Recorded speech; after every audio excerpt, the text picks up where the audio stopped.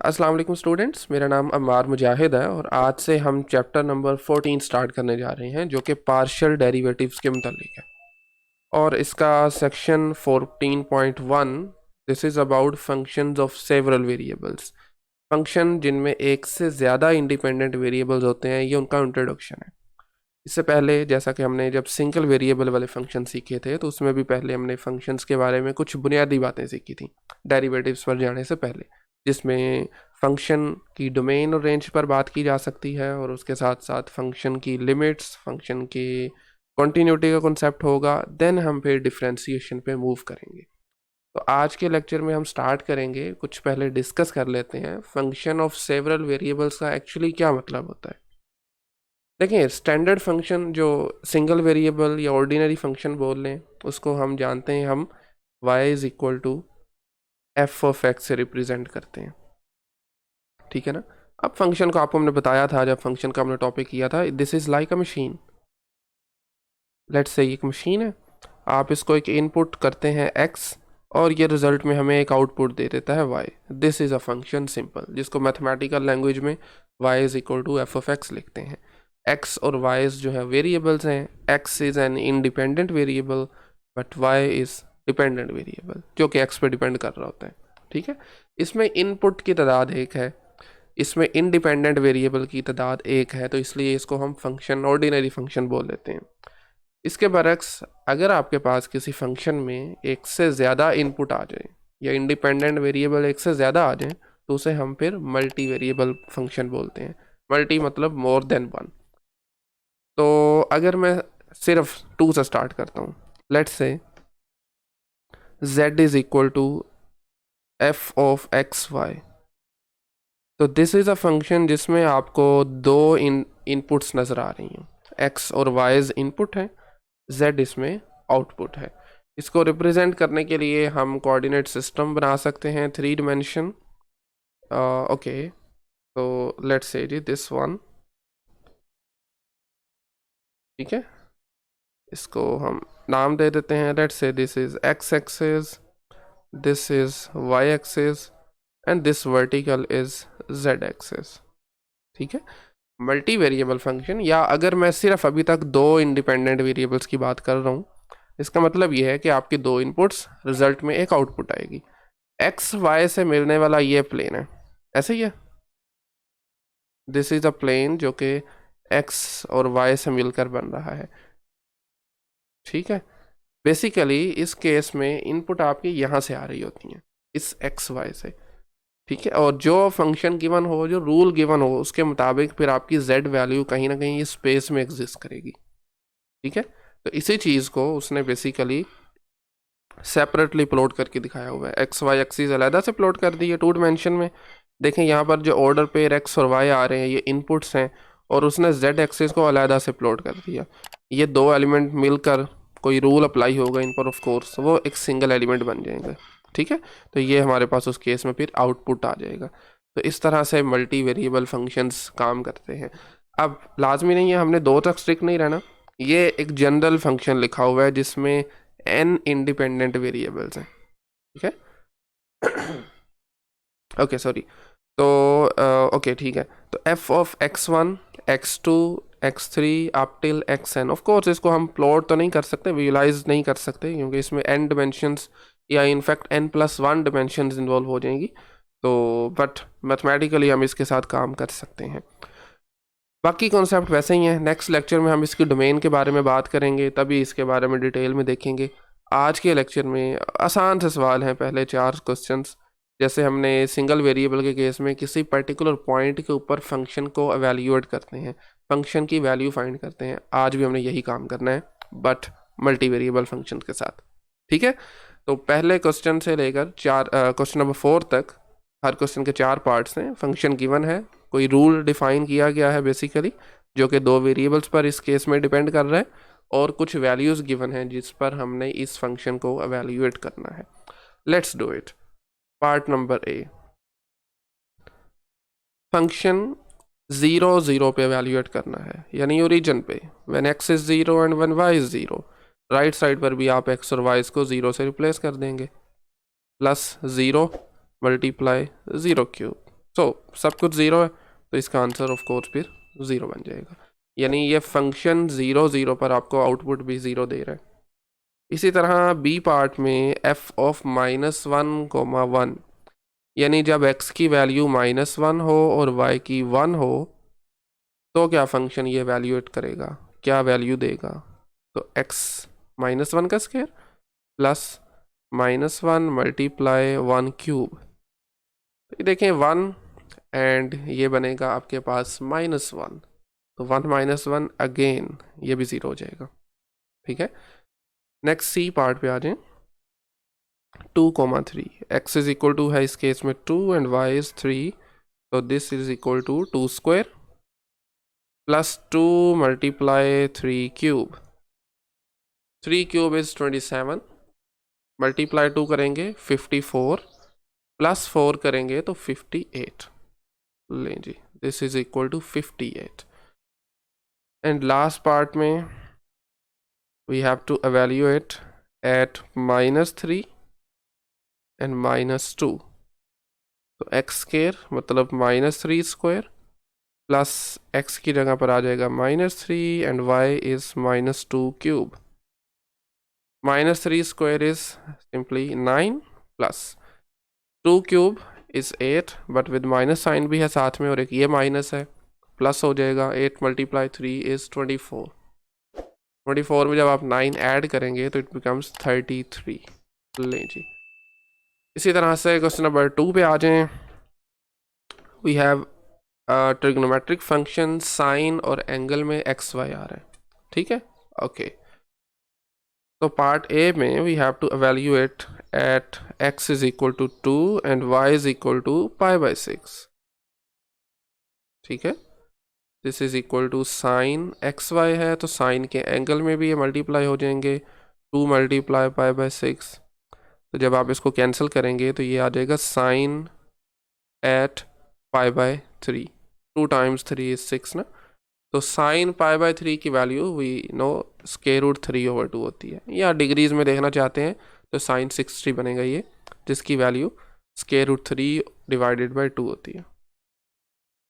Next in B part f of -3, π/12 and sine के angle में -3 multiply π/12, तो 3 12 से जब आप कैंसिल करेंगे तो 4 बनेगा, और ये माइनस साइन के एंगल से आप जानते हैं बाहर शिफ्ट हो जाता है, तो ये इनफैक्ट हमें एवेल्यूएट करना है माइनस एंड साइन π/4, साइन π/4 ये 45 डिग्री इक्वल होता है 1/√2 के, लें जी -1/√2, and the next part pi and 1/4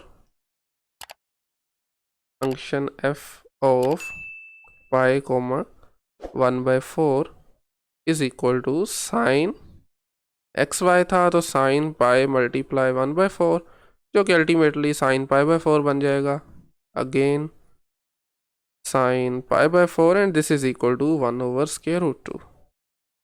right, and in C part sorry D part, last part है क्वेश्चन नंबर 2 का, f ऑफ -π/2 एंड -7, x की वैल्यू इस मरतबा है -π/2, तो this is equal to sine -π/2 multiply -7, तो ये बन जाएगा साइन 7π/2,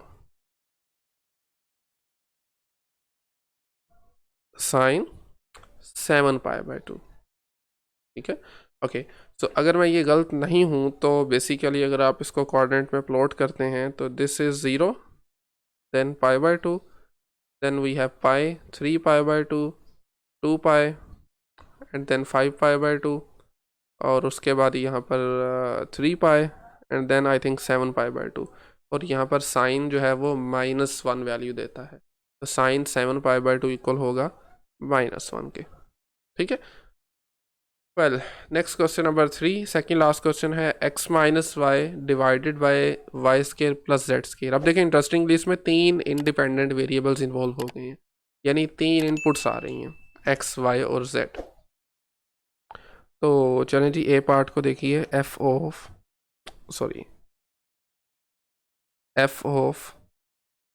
3 - 1 + 2, यानी बिल तरतीब x3 है, y-1 है, z2 है।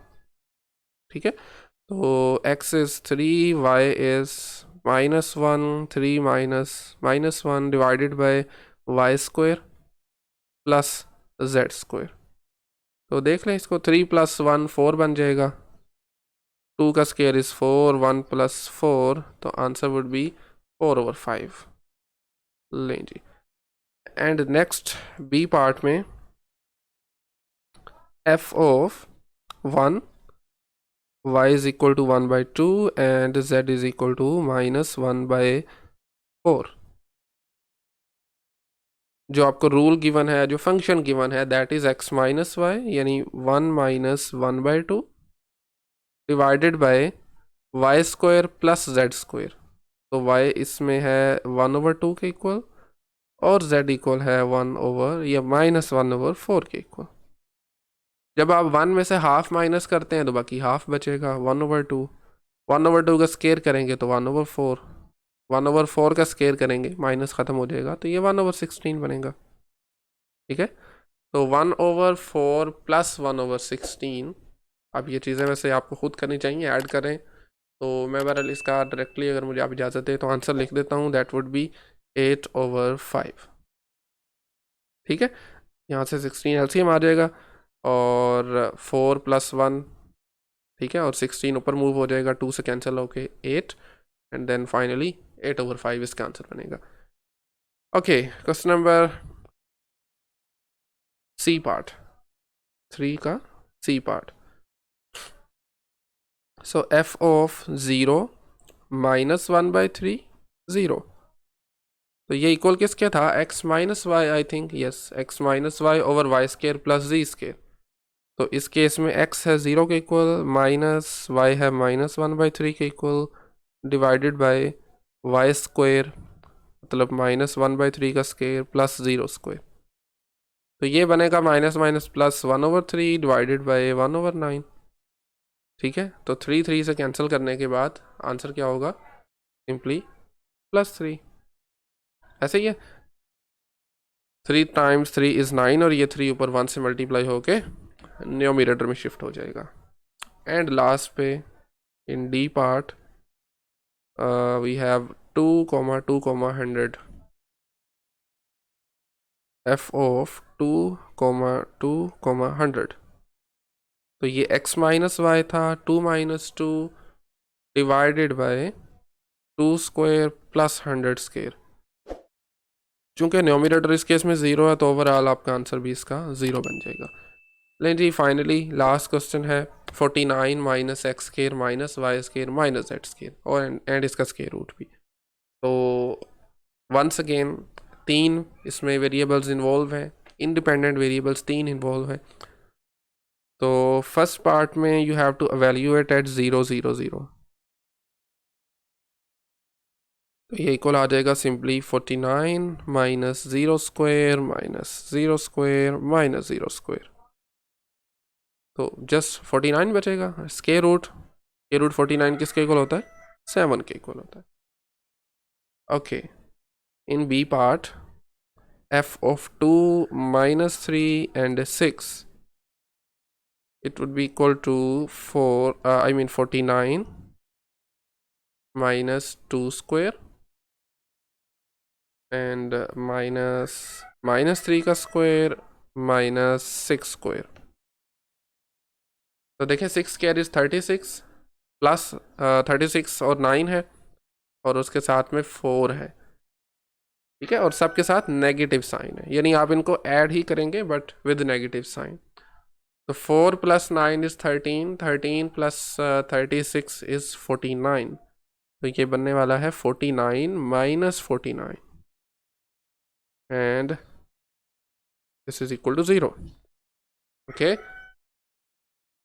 ठीक है जी, नेक्स्ट क्वेश्चन नंबर सी पार्ट इसका, f of -1, 2 and 3 is equal to 49 - -1 square -2 square -3 square and its square root. 3 square is 9, 2 square is 4, 1 square is of course 1, 1 plus 4 is 5, 4 plus 5 plus 9 is 14. So ये answer बनेगा जी 49 minus 14 which is equal to 35, square root 35. And last पे 4 over square root 2, 5 over square root 2 and 6 over square root 2. This is d part. f of 4 over square root 2, 5 over square root 2 and then 6 over square root 2. All right. Square root of 49 minus x square मतलब 4 over square root 2 का square minus 5 over square root 2 square minus 6 over square root 2 square. लें जी, denominators में चूंकि square roots हैं तो वहाँ पर ये स्केयर अप्लाई नहीं होगा, इनफैक्ट कैंसल आउट हो जाएगा. बाकी न्यूमिनेटर में अगर देखा जाए तो 4 का स्केयर इज 16, 25 एंड 36. तो 49 minus 16 over 2 minus 25 over 2 minus 36 divided by 2. तो जब आप इनको करेंगे सिंप्लीफाई तो 16 ओवर 2 आप जानते हैं 8 बनेगा. This becomes 18. तो ऐड करेंगे तो ये कुल मिलाकर 26. 49 में से 26 माइनस करेंगे तो वी हैव 23 माइनस 25 ओवर 2. ठीक है, 2 एलसीएम आ जाएगा डिनोमिनेटर से. 46 में से जब आप 25 माइनस करते हैं तो वो 21 बचेगा. And the answer would be 21 over 2 and it's square root. खैर ये बेसिक सी कैलकुलेशन है, होप सो कि आप इनको कर लेंगे. लें जी, आई थिंक आज के लिए फिर काफ़ी है इतना ही. 4 सवाल आज हमने सॉल्व किए हैं. नेक्स्ट लेक्चर से 2 लेक्चर जो आगे होंगे यानी नेक्स्ट और उससे नेक्स्ट लेक्चर में हम डोमेन की बात करेंगे. मल्टी वेरिएबल फंक्शंस के अंदर डोमेन कैसे फाइंड की जाती है और उसे स्केच कैसे करते हैं 2 डायमेंशनल प्लेन के अंदर. तो आज के लेक्चर में अगर कहीं से कोई क्वेश्चन क्यूरी हो तो वो आप कमेंट सेक्शन में पूछ सकते हैं. Otherwise thank you very much.